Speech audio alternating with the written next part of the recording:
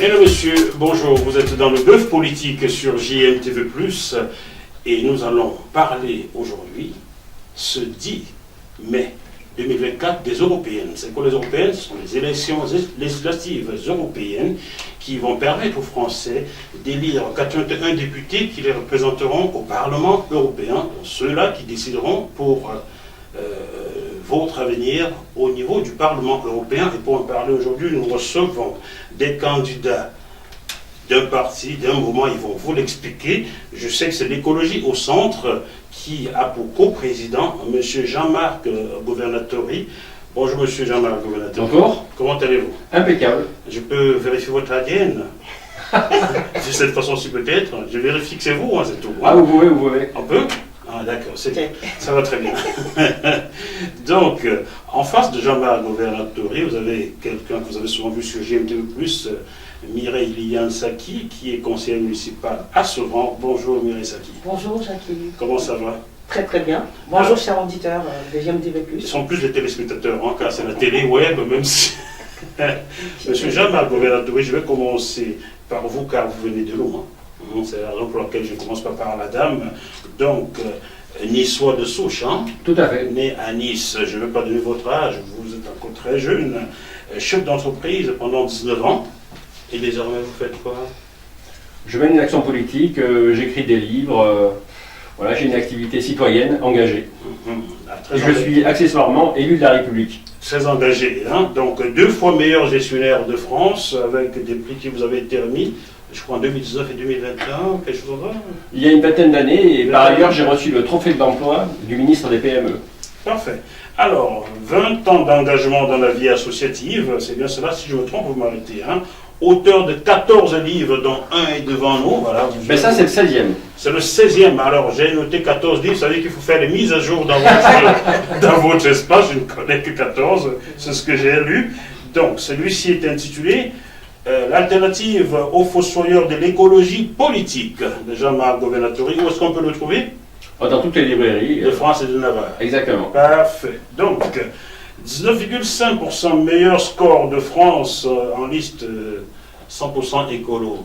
Tout à fait. C'était il y a quelques années, là. C'était en 2020. 2020, donc il y a cela 4 ans, c'était aux élections municipales, 2020, dans la ville, dans une ville de plus de 10 000 habitants. Donc ça fait un très beau palmarès, ça devrait convaincre vos électeurs. Ah oui, je pense. Tout ce parcours. Alors, je vais revenir vite tout à l'heure. Mireille Liliane Saki, que nous appelons communément Mireille Saki, c'est beaucoup plus court et plus comme ça. Donc, Mireille Saki, vous êtes parisienne, votre ancrage politique est à Sevran, en Seine-Saint-Denis. Tout à fait. Là, je suis souvent allé vous voir d'ailleurs. Hein. Voici 10 ans que vous êtes élu politique. Oui. Bien. Je ne me suis pas trompé, c'est bien. Vous êtes auteur littéraire. Oui. J'ai cherché. Je vous congratule. Ancienne socialiste. Oui. C'est pas mal, hein? Ah oui. Et Guzman est en train de monter, hein? Bah. Donc, tout récemment, vous étiez apparenté En Marche. Vous êtes fatigué ou quoi? Vous êtes fatigué de marcher? Moi, je n'étais pas apparenté En Marche en tant que tel. Mais en tant qu'un peu tel? Oui, un peu tel, parce que c'était notre président de groupe local qui avait candidaté En Marche. Donc, du coup, c'est par rapport à elle qu'on est notre parti, le parti socialiste a été en Comment s'appelait cette... Madame Elsa Vendin, ouais, qui était agente au maire. Je l'ai croisée. Donc, vous avez trop marché, vous êtes fatigué. Maintenant, vous avez rejoint l'écologie au centre. Pour courir. Mais voilà. Pour aller plus vite. Pour aller plus vite.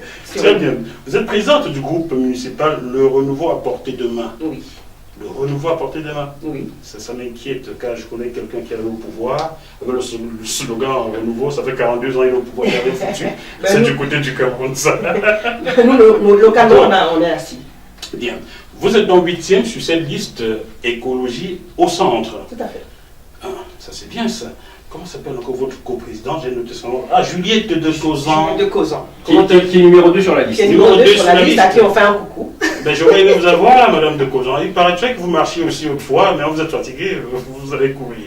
J'aime bien des gens comme ça qui arrêtent de marcher et accélèrent la marche.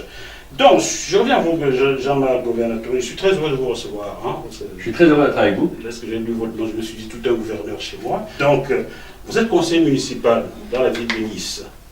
On vous dit être rapproché de Christian Estrosi. Est-ce vrai ou faux?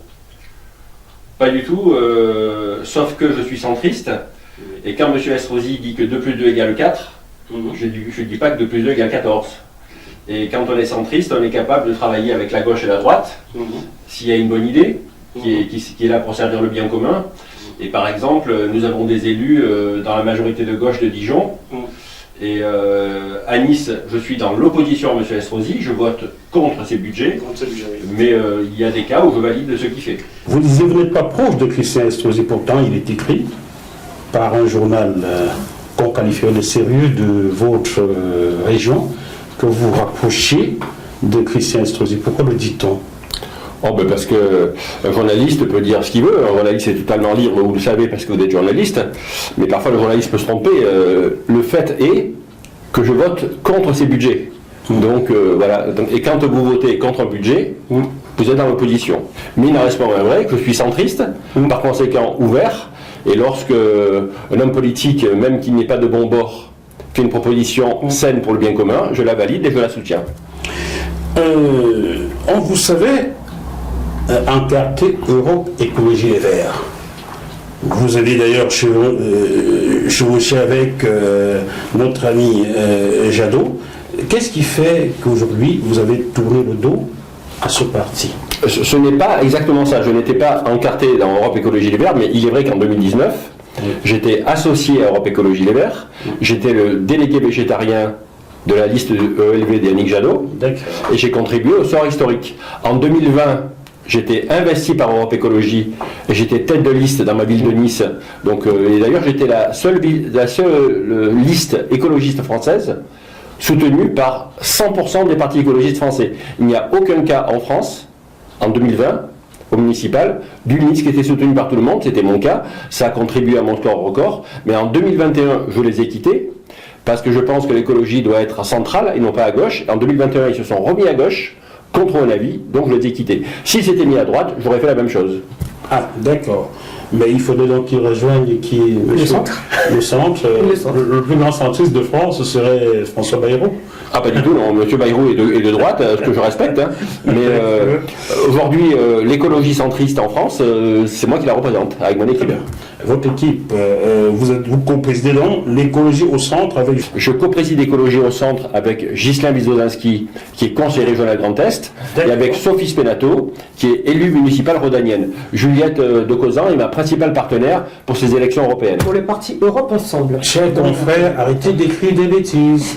Car vous me faites lire et dire des bêtises. Et je ne fais que lire, hein. Vous savez, hier j'ai lu et tout. Et donc, vous avez des phrases chocs qui ont retenu mon attention. Je vais vous les confier pour ceux qui ne connaissent pas. Vous avez déclaré le 27 mars 2023 à Genève ceci: quand ils auront coupé le dernier arbre, pollué la dernière rivière, pêché le dernier poisson, alors ils s'apercevront que l'argent ne se mange pas. De quoi vouliez-vous parler? Pouvez-vous expliquer un peu plus? Mais d'une part, comme j'ai dit à l'ONU, donc j'ai eu effectivement l'honneur de prendre la parole à Genève, au siège de l'ONU, pour une conférence devant des ministres sur le thème de l'écologie. Et j'ai repris cette phrase du chef indien Sitting Bull, qui l'a dit il y a 150 ans, mais qui prend aujourd'hui toute sa force et toute la vision de ce chef indien de l'époque. Et donc le problème, c'est qu'aujourd'hui, la société est beaucoup trop matérialiste. On croit que le bonheur, la solution, ce n'est que dans les choses. Moi, je crois à ce qui ne se voit pas, qui a autant d'importance. L'amour, la volonté, le courage, et la fidélité, la loyauté, ça ne se voit pas. Et pourtant, c'est tellement important. C'est peut-être pour cela que, Mireille, je vous arrive, hein, parce que monsieur le gouvernateur, il m'intéresse beaucoup, vous aussi. Bien sûr. Quelqu'un qui a été chef d'entreprise aurait pu passer sa vie dans un pays au chaud, au soleil, qui balance tout et se lance dans un combat, le combat qui est le vôtre, l'écologie. Il doit en avoir très peu sur Terre, non? Ça, je ne sais pas, mais ce que je sais par contre, c'est que je ne combats jamais, je ne lutte jamais, je suis dans l'action efficace. Donc je suis centriste, j'ai eu la chance d'avoir le temps de penser parce que je fais 2000 km de train par semaine et depuis que je mène une action politique nationale depuis 20 ans, j'ai fait 1 300 000 km de train. C'est là où j'ai écrit mes 16 livres, donc j'ai le temps de penser, de réfléchir. Donc le combat et la lutte sont voués à l'échec, donc dans la durée. Donc ce qui est important, c'est la bienveillance et l'action efficace. Je l'amène et ça se passe très bien au rythme d'évolution des consciences qui doit prendre son temps. Si vous pouviez partir de Nice pour Paris à pied, vous le ferez, j'en suis certain. Ah ben si c'est pour le bien commun, évidemment. D'accord, il le fera un jour. Deuxième phrase, choc de vous, sauvez l'eau pour nous sauver. Mais dans le premier livre que j'ai écrit en 1992, qui s'appelait France éclairée, j'expliquais que le problème liquide du XXIe siècle ne serait pas le pétrole. Ce serait l'eau. Il s'avère que c'est de plus en plus exact. Et en fait, on n'a pas compris le côté capital extraordinaire de l'eau. D'ailleurs, je vous fais remarquer que lorsque l'eau est propre, elle est invisible. Si vous prenez un verre d'eau, et puis si l'eau est propre, l'eau est invisible, oui, c'est vrai, hein. Si c'est rempli. Et c'est comme l'air. L'air aussi est invisible. Donc c'est une des preuves que j'apporte dans mes conférences, qu'un microbe est invisible. Et un microbe peut faire beaucoup de dégâts sur un système immunitaire affaibli. Donc ce qui est invisible est incroyablement puissant et impacte vraiment beaucoup nos vies. Et c'est vrai que l'eau, moi par exemple, j'apprends à mes enfants, lorsqu'ils boivent un verre d'eau, à dire merci. Je veux qu'ils disent merci l'eau. Et c'est très important cette notion de gratitude envers ce qui existe, envers ce que nous a donné la nature. Et j'engage tout le monde à reconnaître ce qu'est l'eau. Et chaque fois qu'on produit du matériel, on consomme de l'eau. Pour faire une bouteille, bon, cette bouteille est en verre, mais il faut des dizaines de litres d'eau pour faire une bouteille. Et donc, ne faites pas la pub surtout. Mais c'est pour ça que je le mets de ce côté, cher ami. Moi je vois quand même. D'accord. Mais Mireille Saki, Oui. c'est Jean-Marc Governatori qu'on devrait nommer pour administrer Mayotte, non? Exactement, et même pas que Mayotte, même les Outre-mer et partout, parce que l'eau est vraiment une source de vie et de survie désormais. Et depuis la nuit des temps, et il y a toutes ces maladies hybrides qui sont dues à la mauvaise qualité de l'eau, font que ça crée encore plus de précarité au niveau des zones, des sources sanitaires et sociales en même temps. Donc l'écologie au centre, c'est justement pour remettre l'humain au centre. Il y a 2 ans, j'ai été pendant 2 ans délégué de SOS Sahel et j'ai expliqué il y a 2 mois à un journaliste qui malheureusement n'a pas repris cette anecdote mais qui est très importante. En fait, il est arrivé dans un village sahélien où le groupe électrogène pour pomper l'eau pour les villageois était en panne. La première remarque, c'est qu'il suffisait d'avoir une pièce à $1, ouais, pour faire que 400 personnes soient heureuses et qu'elles aient de l'eau. Bon, malheureusement, on n'a pas pu y aller tout de suite. On s'est resté quelques semaines comme ça. Et donc, ces pauvres personnes devaient faire 10 km pour aller chercher de l'eau, d'une part. Et d'autre part, quand un enfant sahélien boit de l'eau de mauvaise qualité, il tombe malade. Donc, il ne va pas à l'école. Donc, à un moment donné, il est en retard. Il doit aller dans la ville de son pays où il n'a pas trouvé de boulot et il va migrer. Donc ce que j'explique à ceux qui ont un problème avec la migration qui vient vers l'Europe et la France, c'est que si nous faisions un travail de coopération efficace avec les pays africains, avec les actifs de ces pays, eh bien il y aurait moins de personnes qui viendraient là, tout simplement en respectant d'une part leur agriculture et d'autre part en leur donnant un accès à l'eau facile. Alors je vais vous expliquer, vous me tendez la perche et merci. Actualité oblige, ces jours-ci, un enfant est mort à Mayotte, une petite fille de 3 ans est morte à Mayotte de choléra. Mayotte est un département, soi-disant français, où il n'y a pas d'eau potable. Allons comprendre, Jean-Marc Governatori, comment peut-on être un pays riche, un pays qui veille sur tout le monde, qui prend l'égalité des chances, et dans ce pays-là, des enfants meurent de choléra par manque d'eau potable. Mayotte est le 101e département français. On parle des enfants qui meurent, mais aussi des enfants qui sont malades. C'est terrible d'être malade pour le problème de l'eau. Et en l'occurrence, effectivement, ça fait partie des nombreuses fautes des gouvernements qui se sont succédés à la tête de la France. Il faut une nouvelle offre politique et nous voulons l'incarner. Très bien. Vous me plaisez beaucoup. Je ne dis pas que vous me recruterez. Hein. Vous me plaisez beaucoup. Car j'ai l'impression que si c'est vous qui étiez à la tête de certains départements, il y aurait beaucoup moins de problèmes. Voilà. Je me permets de vous faire une confidence. J'ai fait 37 conférences de presse locales, donc depuis 6 mois, et 2 journalistes sur les 37. Donc à chaque fois, je vais dans un département, je rencontre mes élus locaux et la presse locale. Par 2 fois, le journaliste a demandé à être sur ma liste. C'est tout concret. D'accord. Je ne demanderai pas à être sur votre liste. J'ai quitté la politique car je ne suis pas assez malhonnête. Je vais confesser ici, je fus élu interne UMP dans cette circonscription qui est la première des Hauts-de-Seine. Au bout de 2 ans, j'avais rendu ma carte de parti. Je comprends un peu mon métier. Je n'étais pas assez tordu, ça c'est sûr. Malheureusement. Je ne dis pas que vous êtes tordu à droite. Hein. Alors, bien. Selon un sondage IFOP pour Ouest France à l'occasion de la journée de l'Europe, qui a eu lieu hier, le 9 mai, c'est la journée de l'Europe. Je vous explique le contexte. Les gens sont revenus un jour pour créer un petit groupe de 6 pays qui parlaient de fer, de minerais, des choses comme ça. C'est de là qu'on a acquis l'Union européenne plus tard, la communauté économique européenne plus tard, c'est quand c'est à Rome, puis aujourd'hui l'Union européenne.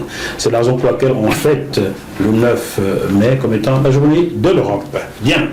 Donc, la journée de l'Europe, une majorité de Français exprime un sentiment négatif sur l'Union européenne, à savoir 46% d'inquiets, 46% de Français sont inquiets.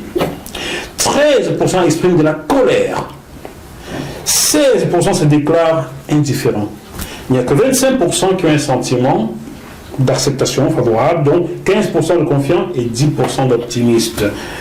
De moins en moins de Français trouvent des effets positifs à la construction de l'Union européenne. Pour la France, 50% en 2024 ne croient pas à l'Union européenne. C'était 53% en 2017, bon ça a avancé. Hein. À votre avis, Mireille Saki, pourquoi les Français rejettent-ils à ce point-là l'Union européenne? Pourquoi les Français rejettent à ce point-là l'Union européenne? C'est peut-être parce qu'ils ne sentent pas les décisions, ils ne ressentent pas les décisions qui se prennent au niveau de l'Union européenne, parce qu'ils pensent que l'Union européenne est très très loin de leur quotidien. Et pourtant, malheureusement, l'Union européenne, toutes les décisions qui sont prises au sein de l'Union européenne agissent et interagissent sur leur quotidien. Donc il aurait fallu qu'ils aient un regard sur la gestion interne et le fonctionnement de l'Union européenne. C'est ce pourquoi nous avons pris la décision au sein de Écologie au Centre pour qu'on remette la décision du citoyen français lambda au centre, pour qu'il se sente concerné par les décisions qui sont prises au sein de l'Union européenne. Parce que, quoi qu'on dise, les choses se décident également là-bas et elles s'appliquent localement dans les régions de France. Et donc, il est important que le citoyen français se rapproche de la gestion interne de l'Union européenne pour qu'il comprenne qu'il se rapproche ou qu'on le rapproche. Qu'il se rapproche, parce que moi j'ai dit le pouvoir s'arrache.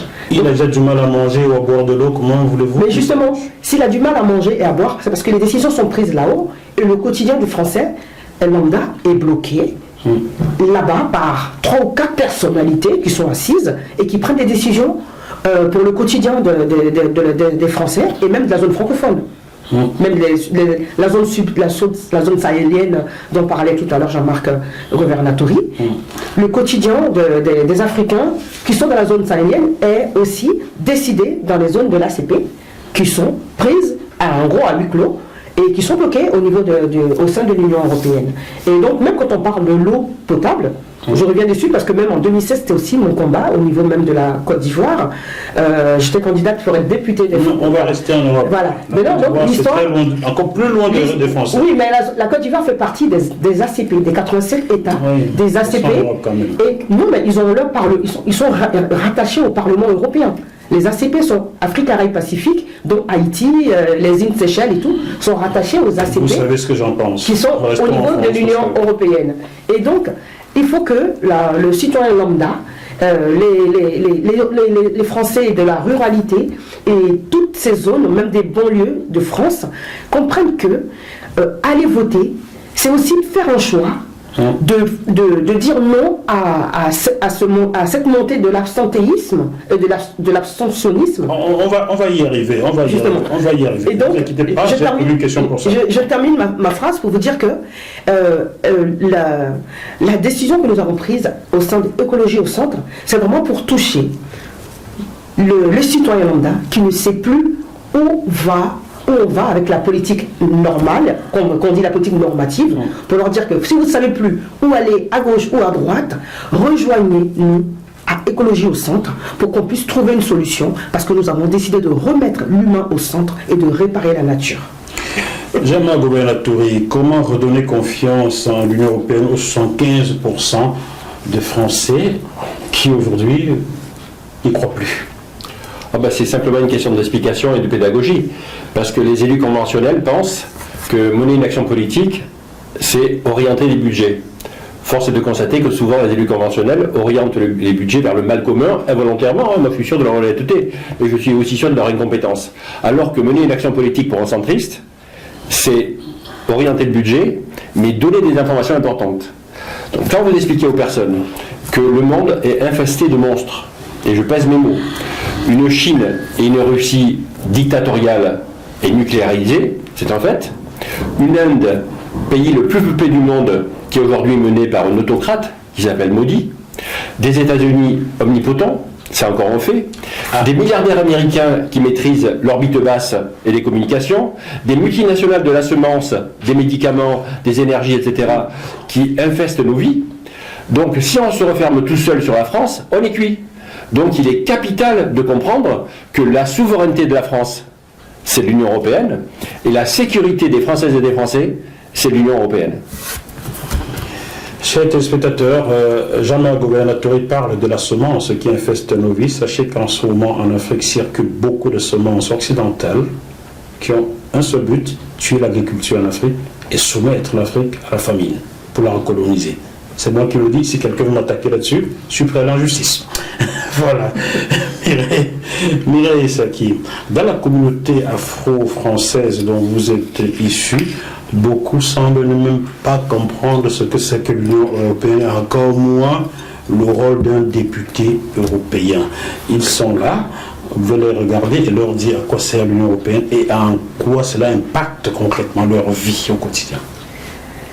Je vais m'adresser vraiment, merci Jackie, la communauté afro-européenne, la communauté afro-européenne, même la communauté francophone, je vous appelle vraiment à ce discernement pour savoir que toutes les décisions qui sont prises au sein de l'Union européenne interagissent sur votre quotidien. Et donc, vous voyez peut-être l'Europe loin, mais l'Europe est dans votre quotidien, l'Europe est dans votre verre d'eau, l'Europe est dans votre assiette, l'Europe est dans vos champs de maïs, de champs de manioc, l'Europe tout entière est dans votre quotidien. L'Europe est également dans même les vêtements que vous portez, parce que même les vêtements recyclés, où le coton part en matière première, et les vêtements reviennent même dans les friperies et ainsi de suite, vous consommez l'Europe. Et l'Europe consomme aussi l'Afrique. Et donc, c'est ensemble qu'on va pouvoir trouver une solution en remettant véritablement l'humain au centre. Moi, je souhaiterais vous entendre parler aux Afro-Français. Vous parlez aux Africains qui sont loin. Parlez aux Afro-Français, car ils sont Français, qu'ils le veuillent ou non. Nous savons que dans nos banlieues-là, vous êtes issus d'une banlieue de la région parisienne. Je suis sûr dans votre ville, Sevran, les Français issus de l'immigration africaine ne votent pas assez. Dans la mienne également. C'est à cette population que je veux vous entendre vous adresser, pas aux Africains qui sont en Afrique. Les ACP, pardonnez-moi d'être dur avec vous, les ACP, si vous voulez savoir ce que j'en pense, je suis, avant d'être journaliste, politicien comme vous, franchement, ça ne doit même pas exister, les ACP. C'est une forme de colonisation. Donc, parlez de ça, je me dis non. Parlez aux Afro-Français qui sont là. Donnez-leur envie d'aller voter pour vous le 9 juin prochain. Je veux vous voir au Parlement européen, Mireille Saki. Merci. C'est à eux qu'il faut parler. Merci, Jackie. Je m'adresse vraiment aux Afro-Français, aux abstentionnistes, et même aux Européens, aux citoyens français aussi, qui ont décidé de ne pas aller voter. Parce qu'il fait beau, ils ont envie d'aller faire un barbecue, ou d'autres, les Afro-Français, les Français ultramarins, les personnes des dom-tom.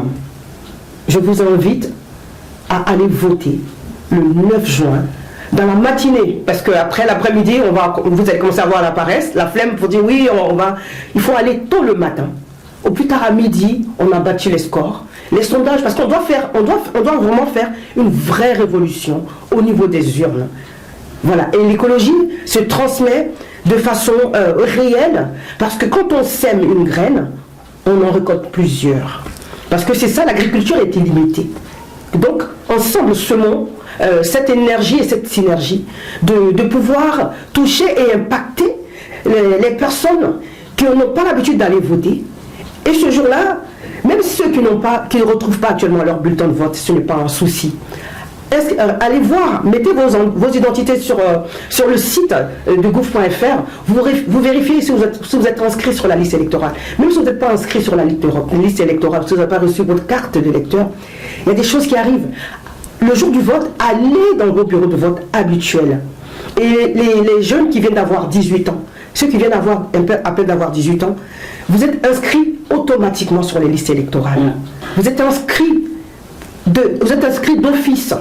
Et donc, allons ensemble pour voter Écologie au centre, pour que Mireille Saki, avec notre équipe, Jean-Marc Auvernatori, Juliette de Causan et tous nos colistiers, toutes nos colistières, qu'on puisse rentrer au sein de l'Union européenne pour pouvoir parler en votre nom, au nom des sans-voix. Parce qu'il est important que les abstentionnistes parlent cette fois-ci par le vote. Voilà, c'est ce que je voulais vous dire. Avant de revenir à vous, Jean-Marc Auvernatori, je vais essayer d'aider tous les politiciens français, pas que Écologie au centre, pardon, mais tous les partis politiques et même la France. Chers téléspectateurs, des Afro-Français, des Maghrébins français, ou de je ne sais où, il est important de s'exprimer. Je peux comprendre que le 9 juin sera sans doute un dimanche, n'est-ce pas? Oui, c'est un dimanche. Et je sais que le dimanche, beaucoup d'Africains passent au bas mot 5 heures de temps à l'église. Si l'église décidait pour vous, cela se saurait. Votez, s'il vous plaît, car c'est pour votre progéniture que vous votez. Ceux qui sont au Parlement européen décideront pour l'avenir de vos enfants. Je le redis, si les religions décidaient pour les citoyens, cela se saurait. Il n'y aurait pas de vote dans ce cas-là. Donc, s'il vous plaît, oui, je n'ai rien contre vos croyances, mais votez. Allez voter. Ça fait 23 ans que je vis en France, j'ai toujours voté. Toujours, je n'ai pas manqué une seule élection. C'est-à-dire, je coche la case jour d'élection. Et parfois, à la fin, je suis dans les décomptes. Sûr et certain. Et j'incite tous ceux qui me ressemblent, brûlés par le soleil comme moi, à voter. Ne laissez plus les autres décider pour l'avenir de vos enfants. La France nous appartient à nous tous. Certains se disent, oh, on va rentrer au bled. Quel bled? Vous n'êtes plus du bled, vous êtes d'ici. Hein? Exactement. Je me suis pointé chez mon médecin traitant un jour, il m'a dit, vous manquez de vitamine D. Je lui ai dit quoi? Je suis noir. Il m'a dit, vous pensez, vous êtes noir, mais votre peau a muté il y a longtemps, vous manquez de vitamine D. Moi, noir d'ébène. On m'a prescrit de la vitamine D et depuis j'en prends. Vous comprenez? Donc, vous êtes d'ici, là où vous vivez, c'est le chez vous. Le chez vous n'est pas là-bas, c'est ici le chez vous. Voilà. J'aurais voulu argumenter sur le fait que les quelques députés que nous aurons changeront l'Europe. Et je pèse mes mots. Les quelques députés qui seront élus pour l'écologie au centre vont changer l'Europe. Pourquoi? Parce que le vote au niveau du Parlement européen est un vote à la proportionnelle. Tout à fait. C'est extraordinaire un vote à la proportionnelle. Pourquoi? Vous avez observé qu'à l'Assemblée nationale française, la Macronie a 44% des députés. Eh bien, la Macronie et l'Assemblée nationale française, avec 44% des députés, désormais, et c'est très bien ainsi, ne peut pas faire passer toutes les lois qu'elle veut. Ok? 44% des députés. Eh bien, au Parlement européen, le premier groupe, c'est un groupe de droite, le PPE, il n'a que 24% de députés. Le groupe de gauche a 19% de députés. Le centre droit a 14% des députés. C'est très morcelé. Donc, quand nous aurons nos quelques députés européens dans un mois, nous allons constituer un groupe. Pour constituer un groupe, il suffit d'avoir 25 députés issus de 7 pays. Et je vous garantis que je bâtirai avec mon équipe et les députés et tous nos assistants un groupe de plusieurs dizaines de députés. Il faut savoir qu'aujourd'hui au Parlement européen, il y a 70 non-inscrits qui ne se retrouvent dans aucun groupe. Alors je ne dis pas qu'on va récupérer 70. Ce que je vous dis, c'est que nous aurons plusieurs dizaines de députés au Parlement européen dans un mois, avec les autres pays, et que c'est nous qui déciderons où va aller le curseur, à droite, à gauche, au centre, quelque part, mais toujours pour le bien commun. Puisque dans un Parlement qui est aussi morcelé, un groupe centriste, dynamique, intelligent, vert et ouvert, avec quelques dizaines de députés, eh bien il fait la loi. Jean-Marc Auvernatori, vous expliquez ce que vous ferez au Parlement européen. Je vais pinailler là-dessus. Pourrez-vous expliquer Qu'est-ce que c'est que le Parlement européen et en quoi il impacte la vie de chaque citoyen français, qu'il soit noir, vert ou blanc? Le Parlement européen, donc, il fait aujourd'hui 705 députés, il en fera 720 dans un mois, donc il y aura 720 députés. C'est l'équivalent de l'Assemblée nationale française avec 577 députés. Aujourd'hui, il n'a pas l'initiative des lois et ça fait partie de nos 20 propositions fortes. On veut que le Parlement européen ait l'initiative des lois. Aujourd'hui, il ne peut que subir, entre guillemets, les lois proposées par la Commission qui donne la loi en pâture aux 705 députés actuels, aux 720 demain, pour dire je prends ou je prends pas. Mais il faut savoir qu'il y a des députés très dynamiques et qui, alors qu'ils n'ont pas d'initiative des lois, parviennent par leur dynamisme, par la mobilisation de l'opinion publique et des médias, à faire passer des lois qui sont donc proposées par la Commission sur l'initiative d'un député et qui arrive et qui fait le cheminement optimal. Et par exemple, l'avantage qui a été donné aux travailleurs des plateformes a été dû à l'action d'une députée LFI. J'ai aucune sympathie pour LFI, mais j'observe, je suis réaliste et honnête, que cette députée LFI, et évidemment je n'ai jamais voté pour LFI, je ne voterai jamais pour LFI, eh bien elle a été dynamique, elle est parvenue à faire que la loi pour l'amélioration du sort des travailleurs des plateformes soit emparée par un commissaire européen, et finalement ils l'ont proposé et ils l'ont voté. Plateforme comme un exemple? Uber, voilà. Voilà. Aujourd'hui, si les travailleurs d'Uber sont mieux traités, c'est parce qu'un député européen c'est bouger les fesses. Français. Oui. Français de LFI, donc qui appartient au groupe de Mélenchon, voilà. l'un des pays, a fait le travail. Voilà. Donc vous irez donc faire comme ces députés-là au Parlement européen, vous battre pour les intérêts des citoyens français. Exactement. Et on va bouger la Commission. Très bien. Voilà. On sait qu'aujourd'hui, beaucoup de nos communes, vous êtes tous les deux conseillers municipaux, on sait que beaucoup de nos communes vivent des subventions qui viennent de l'Union européenne. Est-ce que ce n'est pas un peu une façon d'attacher la chèvre à un piquet? Pourquoi ne votons pas des budgets directs pour ces communes-là et pourquoi faut toujours qu'ils passent par des demandes de subventions pour vivre? Est-ce que ce n'est pas là aussi une tâche qui aujourd'hui fait que les Français s'éloignent de l'Union européenne? Le problème, c'est pas la demande de subvention. Le problème, c'est l'utilisation de la subvention et souvent le défaut de compétence dans l'utilisation de la part du maire ou du groupe régional. Donc ça, on ne le changera pas. De votre côté, je suppose que votre ville, vous boivez un coup d'eau. C'est bon, ne vous inquiétez pas. De votre côté. Je suis allergique à ELV, donc ça me donne je salue mon ami Joël dans le 11e arrondissement. On leur dit bye bye parce que c'est nous qui allons rentrer au Parlement européen. Ils se bagarrent tous les deux. Dans votre ville également, souvent les villes de Seine-Saint-Denis sont réputées les plus pauvres de France. On ne comprend pas très bien car la Seine-Saint-Denis est collée aux Hauts-de-Seine, réputé plus riche département de France. On ne comprend pas pourquoi, juste à côté, il y a un pauvre et personne ne s'en occupe. Vous voulez aussi de ces subventions venues de l'Union européenne? Oui, la Seine-Saint-Denis est réputée comme le département le plus pauvre de France, chose qui n'est pas vraie parce que c'est la mauvaise gestion des dirigeants dans les communes. Tout mal géré depuis un siècle. Bien sûr, parce qu'en fait, ces subventions qui sont allouées, elles sont mal gérées, ça crée des gabegies financières, ce qui fait que l'Union européenne donne les dotations et les subventions. Maintenant, il faut que ces dotations soient bien gérées. Et c'est ça le souci local aussi. Et parce que déjà, il y a des associations qui sont sur le terrain, qui sont dépourvues de subventions, et il y a d'autres associations qui ne font pas grand-chose, qui sont subventionnées pour des choses qu'on ne voit pas trop réellement les choses. Sincèrement, ce qui est important, c'est l'utilisation. Exactement. Avec un couteau, vous pouvez faire une salade de fruits, ou vous pouvez faire du mal à quelqu'un. C'est toujours un couteau. Ouais. Donc c'est l'utilisation qui est déterminante dans le fait que les euros servent le bien commun ou le mal commun. Exactement. La question est adressée à tous les deux, mais je pense que vous prendrez la parole avant, Jean-Marc Gouvernatori. Qu'est-ce qui vous démarque aujourd'hui de vos anciennes formations politiques, vous, Europe Écologie Les Verts, avec qui vous avez un peu cheminé autrefois? Qu'est-ce qui vous démarque aujourd'hui, votre mouvement l'écologie au centre et Europe Écologie Les Verts, vous êtes tous des Verts, qu'est-ce qui vous démarque? Parce qu'eux, ils vivent dans le monde parallèle. Comment? D'une part, ils vivent dans le monde parallèle et nous, on vit dans le monde réel. Donc, quand on vit dans le monde parallèle, on va dire aux gens, faisons une Europe fédérale. Et quand vous dites aux personnes, faisons une Europe fédérale, ils vont voter RN. Parce qu'ils pensent qu'on va leur prendre leur pouvoir. Et quelque part, ils ont raison. C'est beaucoup trop prématuré que de passer le message, faisons une Europe fédérale. Quand on a un cerveau en état de marche, en état de fonctionnement, puisque marche c'est fini, nous a expliqué Mireille.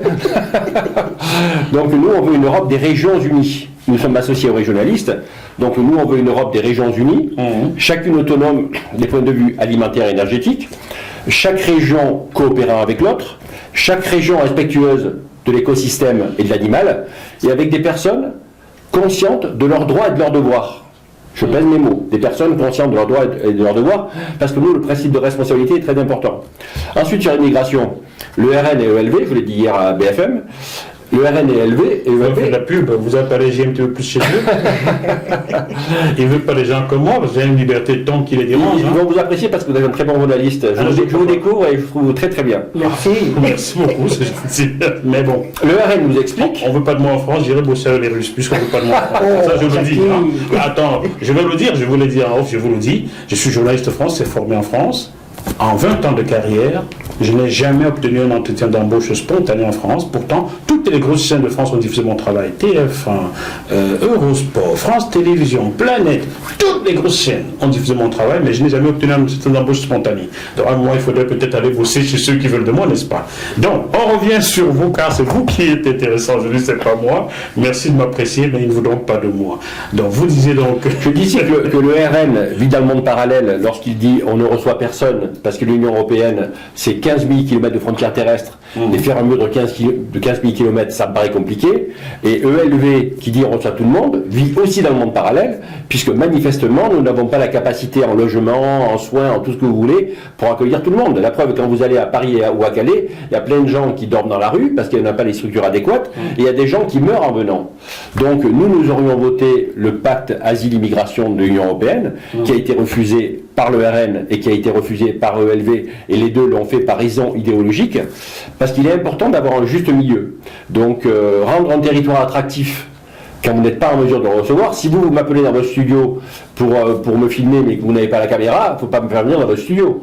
Donc voilà, il ne faut pas rendre un territoire attractif lorsqu'il ne l'est pas. Ce qu'il faut, c'est agir en amont, parce que donc, comme je vous l'ai expliqué dans mes livres, j'ai beaucoup examiné la pensée écologiste, et la pensée écologiste agit en amont. Et quand on agit en amont, et il se trouve que géographiquement, c'est l'Afrique qui est à côté de nous, donc il peut y avoir un partenariat extraordinaire, gagnant-gagnant, entre l'Afrique et l'Union européenne, mais pour ça, il faut arrêter d'emmerder les Africains et de faire en sorte qu'ils ne soient pas heureux chez eux. Voilà. Donc si on fait une action adéquate en termes agricoles, en termes d'énergie et en termes d'eau, et qu'on coopère avec les actifs locaux, il y aura beaucoup moins d'immigration vers chez nous, et tout le monde sera content. Ils vont pas beaucoup vous aimer en haut, là, hein? Moi, ce qui m'intéresse, c'est le bien commun. Mireille Saki, qu'est-ce qui vous différencie aujourd'hui? L'écologie au centre, qu'est-ce qui vous démarque de votre ancien Parti socialiste, qui est quand même aujourd'hui crédité à un peu plus de 13% avec Glusman qui monte?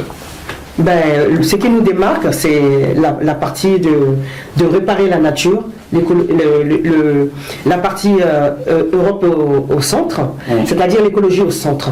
Parce que nous voulons véritablement faire la paix avec la nature. Il est important qu'on se réconcilie avec notre agriculture. Parce qu'il est important que nous fassions ensemble, parce que j'ai toujours lutté pour l'autosuffisance alimentaire. Les populations se déplacent parce qu'il y a la famine, il y a la faim, parce qu'il y a la mauvaise redistribution de l'agriculture en tant que telle. Et nos matières premières viennent ici. Ah, moi à ce côté-là aussi. Moi, je me demande ce qui vous démarque. Moi, ce qui me démarque. Du PS, hein. Parce que matières premières ici, c'est un autre débat. Je vous réinvite. Non, mais si je peux compléter le propos de Mireille, ce qui nous démarque, entre autres, c'est le bilan. Ouais. Le problème, c'est que leur boulet, c'est le bilan. Donc, c'est vrai pour le PS, c'est vrai pour la Macronie, c'est vrai pour OLV. Ils sont en place. Vous savez que l'élu qui coûte le plus cher aux contribuables français, c'est le député européen. Il coûte 500 000 € par an. Pardon? Un seul député? Oui. Expliquez-moi ça. Bon, attendez, vous avez peut-être donné envie de ne pas voter pour certains. Expliquez-moi ça, parce que je veux comprendre. 500 000 € l'année. Un député. Un député. Et les 23 députés du RN, qui ont servi à rien pendant 5 ans, ils ont coûté aux contribuables 50 millions d'euros, puisque c'est quand vous faites le calcul. Le député ne gagne pas 500 000 euros par an, mais il a droit à plein d'aides. Ouais, des aides, des frais. Des assistants, des agences. Donc ça fait 500 000 euros par an. Le député français, il coûte 280 000. Donc quand on coûte 500 000 euros par an, ce qu'on peut attendre, c'est un résultat. Si vous avez une fuite d'eau que le plombier veut réparer, vous êtes gentil, il a mal réparé une fois, allez, reviens réparer. 2 fois, vous êtes très très très gentil, il y a une troisième fois. À un moment donné, vous dites, oh, stop. Là, ça fait 5 ans qu'ils n'ont pas de résultat. Et M. Glucksmann, puisque vous parliez du PS, il ose dire, je vais faire la révolution écologique dans le prochain mandat. Mais il n'était pas au courant qu'il y avait un problème environnemental dans les 5 ans d'avant. Il dit ça parce que ELV est affaibli. Non mais franchement, il se moque du monde. Bon, ben, comme salut M. Glucksmann. Je n'ai pas son contact, je l'aurais invité car j'ai des questions à lui poser. Et je trouve certains de mes confrères sur les grandes chaînes un peu complaisants avec M. Glucksmann. Et quand il ose dire M. Glucksmann, et effectivement certains l'aiment trop, je trouve, hein, de journalistes, lorsqu'il ose dire il faut que Macron soit ferme avec Xi Jinping, mais qu'est-ce qu'il s'en fout de Xi Jinping que Macron soit ferme avec lui? C'est le rapport de force commerciale qu'il faut faire. Il est sérieux là, M. Glucksmann? Mais peut-être qu'il le croit. Mais il y a des médias qui le reprennent. Trouvez-moi son numéro. Là, il se moque du peuple. Bon, j'en profite pour dire j'ai trouvé le numéro de Nicolas Dupont-Aignan. Depuis là, il traîne un peu. Monsieur Dupont-Aignan, je vous veux ici. Vous avez vu les autres venir. Donc, j'ai des questions à vous poser. Voilà. Ça va être chaud, hein? Mais M. Glucksmann n'aime pas les questions qui fâchent. Alors, moi, j'aime bien me fâcher avec les hommes politiques. C'est très bien, vous avez raison. Mais vous savez que moi, j'adore les questions qui fâchent. Moi, je ne me suis pas encore fâché avec vous parce que vous n'avez pas encore de bilan à faire. On peut pas vous demander de pas encore travaillé. Et comment j'ai un bilan? Je suis élu depuis 4 ans. Oui, mais bon, vous n'êtes pas au poste de décision. C'est vrai. Eh bien, j'arrive à avoir des résultats sans être au poste de décision. C'est extraordinaire. Mais voilà pourquoi vous me plaisez, je le dis ouvertement. J'ai lu votre blog, je ne veux pas mentir, j'ai lu votre blog qui fait 3 pages sur, pas 3 pages, 3 sections sur Mediapart. Et c'est là où j'ai déniché des mots qui m'ont dit, bon, ce monsieur travaille. Donc, votre tête me plaît, mais demain, si vous bossez mal, je vous tirerai dessus, hein, je suis comme ça. Vous avez raison. C'est le rôle du journaliste, normalement. Très bien. Quelles sont vos chances, Mireille Saki, d'obtenir au moins 8%, car si vous n'avez pas 8%, vous ne serez pas élu? Nos chances, c'est d'obtenir minimum 10 à 15%. Oui, quelles sont vos chances pour atteindre 8 et 10%? Nos chances pour atteindre, c'est la décision des électeurs. Ça ne va pas tomber du ciel. C'est la mobilisation et la motivation de chaque citoyen qui doit prendre ses responsabilités également, afin que nous puissions parler en leur nom dans l'hémicycle du Parlement européen. Donc la chance et les chances sont dans la main du citoyen français, des électeurs. Et les chances pour gagner, elles sont aussi dans la main des abstentionnistes. Parce que même si l'abstentionniste s'abstient, cela n'empêchera pas à ceux qui sont là actuellement de continuer de décider à leur place. C'est pour ça qu'il faille qu'ils prennent la résolution et la décision de pouvoir changer leur quotidien et nous faire confiance. Parce que nous, on n'a pas encore, ils ne nous ont pas donné l'opportunité de faire nos preuves. C'est le moment qu'ils demandent aux députés sortants de faire leur bilan, afin qu'ils puissent véritablement voir ce qu'ils ont fait dans les... On va dire les 5 dernières années, mais on peut aller plus loin, parce qu'il y a des députés qui sont élus et réélus depuis la nuit des temps, et qui n'ont pas de bilan. Et les Français devraient leur demander un bilan, devraient leur demander, mais écoutez, avec tous ces dérèglements climatiques et tout ça, qu'est-ce que vous avez fait en étant là-bas? Surtout les élus, la liste des élus écologistes, conventionnels qu'on dirait, de quelle convention parle-t-on? Donc voilà. Donc je voudrais vraiment lancer un appel à nos électeurs. Tout à l'heure, vous avez parlé des guides religieux et toutes ces personnes que... voilà. Moi, je vais vraiment lancer un appel parce que le dimanche, c'est vrai, c'est le jour de vote. Et je souhaiterais vraiment que dans nos églises, parce que là je m'adresse véritablement à nos électeurs, qui sont la partie francophone, les églises catholiques, évangéliques et même les églises de réveil et tout ça, tous ces pasteurs, s'il vous plaît, libérez les électeurs pour qu'ils viennent voter le dimanche matin. Franchement, soit vous faites vos cultes très courts, soit vous leur permettez, ce jour-là, qu'ils aient au moins une excuse devant le Saint-Esprit, qu'ils viennent voter pour notre liste écologie au centre. Parce qu'il y a des raisons majeures qu'il faut que je leur dise. Voilà. Ouais, donc justement, on a besoin que tous tous, les imams, les pasteurs, les prêtres, les évangélistes, les abstentionnistes, tout le monde, nous devons vraiment dire que l'abstentionnisme a décidé de voter pour la liste de Jean-Marc Governatori avec Juliette de Cauzan, sur la liste sur laquelle est inscrite Mme Mireille Liliane Saki. Écologie au centre, nous avons décidé de prendre nos responsabilités pour pouvoir voter. Et voter, c'est aussi prendre la résolution, de prendre son destin, sa destinée en main. Et parce que là, si nous ne faisons rien, nous avons encore 5 ans de léthargie à des personnes qui seront encore là, dans leur confort, dans leur zone de confort, qui vont encore décider des choses en votre nom. Au Parlement européen, c'est l'extrême droite qui parle au nom de la France. Alors que localement, ici en France, le citoyen lambda dit non, on ne veut pas du Front National. Mais il décide pour vous au Parlement européen. Et il faut qu'on arrête cette hypocrisie diplomatique, il faut qu'on arrête cette hypocrisie électorale. Et prenons nos responsabilités, soyons francs, soyons concrets, soyons sincères, et mettons l'humain au centre, et votons pour Écologie au centre, la liste sur laquelle je suis. Vous connaissez, la plupart du temps, des gens me connaissent, ils savent que quand je suis dans un combat, quand je suis impliqué dans un combat, beaucoup disent, on ne sait pas où on va, mais comme Mireille, elle y est, on va y aller. Faites-nous confiance. Faites-nous confiance, parce qu'ensemble, nous allons pouvoir remettre l'écologie au centre. C'est ce que j'avais à dire. Je voudrais rappeler que les écologistes centristes sont dans les faits et que chacun gagne dans les faits, dans son couple, dans sa famille, dans son entreprise. Et chacun gagne à utiliser son pouvoir. Et le pouvoir maximal du citoyen, et je pèse mes mots, le pouvoir maximal du citoyen, c'est le jour du vote. Le citoyen, il a 2 grands pouvoirs. Chaque jour, lorsqu'il consomme, où il a un peu de pouvoir, parce qu'il peut choisir de consommer pour une multinationale ou consommer pour un agriculteur local, mais le jour du vote, c'est le paroxysme du pouvoir. Le jour du vote, vous pouvez mettre dehors qui vous voulez. Donc, le jour du vote, si vous ne votez pas, ça veut dire que vous marchez sur votre pouvoir. Donc, je vous en supplie, votez pour qui vous voulez, mais votez le dimanche 9 juin. Et votez pour Écologie au centre. Votez pour qui vous voulez, mais votez pour Écologie au centre, parce que c'est celui-là, c'est l'Écologie au centre qui va vraiment écouter ce dont vous avez besoin. Alors, c'est bien un parti politique. Vous avez du mal à dire mouvement ou parti politique. C'est bien parti politique, Écologie au centre. Oui, on dit mouvement politique, mais on peut dire parti, oui. Bien. Dans votre mouvement parti politique, Écologie au centre, je pense avoir compris, et vous l'avez dit tout à l'heure, qu'il serait bien qu'on arrête d'emmerder les Africains. Beaucoup de votre bord politique se prononcent en sourdine et disent tant que les Africains n'auront pas de paix, nous n'aurons pas de paix en Europe. Vous êtes d'accord avec cet avis-là? Je suis d'accord que le propre de la vie, le propre de l'action politique, c'est apaiser. C'est la paix, on est d'accord. Oui. Donc la paix, je la veux non seulement avec l'Afrique, mais la paix, je la veux avec tout le monde. La paix, je la veux avec l'animal, je la veux avec l'arbre, je la veux avec le voisin, je la veux avec le syndicat, je la veux avec la gauche. C'est pour ça que l'avantage du centre est extraordinaire. Parce que quand vous êtes au centre, en fait, vous êtes porteur de paix, puisque vous êtes ouvert. Si je vous dis que je suis à droite, et que vous, dans votre tête, vous êtes à gauche, de suite, je crée un mur avec vous. Si je vous dis que je suis à gauche et que vous êtes à droite, de suite, je crée un mur avec vous. Pas forcément mon cas. Le positionnement central, comme l'air et l'eau qui sont ni de gauche ni de droite, est le position optimale pour apaiser. Très bien.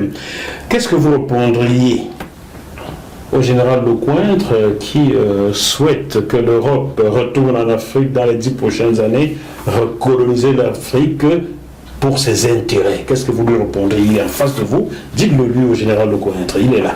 Mais s'il a dit ça, il a dit une connerie, parce qu'en fait, il est important que de déjà bien faire quand on est chez soi. Il se trouve que le pays des Français, que le pays de M. Lecointre, c'est la France. Alors déjà, il y a tellement à faire en France, quand on voit la situation du budget de l'État, déficit 150 milliards, balance commerciale, déficit 100 milliards, sécurité sociale, déficit 10 milliards, les chiffres sont dramatiques. Donc occupons-nous de bien faire chez nous, rappelons-nous que la vertu de l'exemple est extraordinaire, montrons l'exemple, soyons en modèle, et peut-être que les pays qui voudront bien prendront chez nous ce qu'ils estiment être prenable pour eux-mêmes, et chacun sera heureux chez soi. Dernière partie, dernière question, je vais vous laisser émettre vos souhaits, Mireille, vos souhaits pour vous l'avez dit, mais la répétition Pédagogique. est pédagogique. Vos souhaits pour le 9 juin 2024. Adressez-vous à qui vous voulez, dites-leur ce que vous voulez pour le 9 juin 2024. Mon souhait pour le 9 juin 2024, c'est que le dimanche 9 juin 2024, c'est une journée historique au cours de laquelle notre parti Écologie au Centre, avec votre aval, devrait faire son entrée phénoménale au sein du Parlement européen pour qu'on puisse parler en votre nom.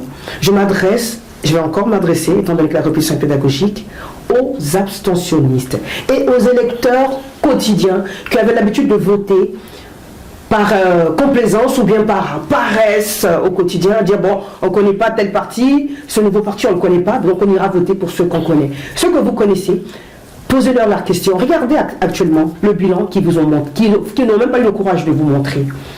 Nos élus des dom-tom, nos électeurs des dom-tom, regardez votre quotidien. Le coût de la vie est cher localement là-bas, alors que vous êtes des citoyens, comme des citoyens en France, et comme des citoyens français. Et pourquoi le prix du yaourt est plus cher dans les dom-tom qu'en France, que même dans le 93 ou que dans le 75 par exemple. Ce sont ces inégalités territoriales que nous voudrions et que nous voudrons remettre sur la balance. C'est pour ça que nous avons décidé de faire Écologie au Centre. Je vais m'adresser également aux personnes qui ne seront pas disponibles le dimanche 9 juin. Ce n'est pas un souci, vous n'êtes pas disponible. Trouvez une personne dans votre environnement à qui vous allez donner une procuration pour venir voter. Et je vais aussi m'adresser aux personnes à qui on donne les procurations, qui ont l'aisance de ne pas aller voter pendant qu'ils ont une procuration. C'est-à-dire que vous confisquez la voix de la personne qui vous a fait confiance, qui vous a donné sa voix pour que vous allez voter. Pour Écologie, bien entendu, au centre. Prenez ce courage-là, et ce courage-là, faites-le dans la matinée.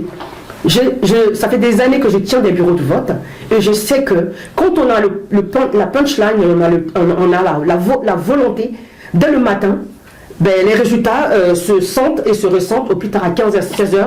Les sondages, nous allons dire à ces sondages qui ne nous ont pas vu arriver que nous y sommes et nous y serons avec vous et grâce à votre suffrage.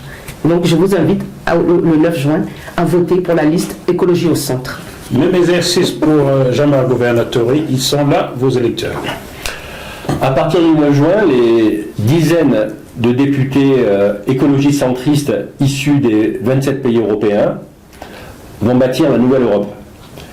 La Nouvelle Europe, c'est une Europe des 242 régions unies, chacune autonome des points de vue alimentaires et énergétiques, chacune coopérant entre elles, chacune respectueuse de l'écosystème et de l'animal, avec des personnes respectueuses et responsables et des personnes conscientes de leurs droits et devoirs. Cette nouvelle Europe, elle protège ses frontières. Cette nouvelle Europe, elle a un Parlement européen souverain. Cette nouvelle Europe, elle dépend totalement de vous. Soit vous votez pour ceux qui ont un bilan désastreux, soit vous ne votez pas, et bien vous continuez avec l'ancienne Europe. Je vous invite à bâtir avec nous la Nouvelle Europe, avec Écologie au Centre. Merci. Merci beaucoup Jean-Marc Gouvernatori et sentez-vous définitivement, éternellement le bienvenu sur GMTV+. Merci beaucoup. Si vous voulez me réveiller à minuit parce que vous avez quelque chose à dire, réveillez-moi à minuit, j'ouvrirai la porte, vous venez le soir. Merci infiniment. Des choses, merci Jackie. Je ne peux plus m'encarter politiquement, sinon je vous aurais suivi.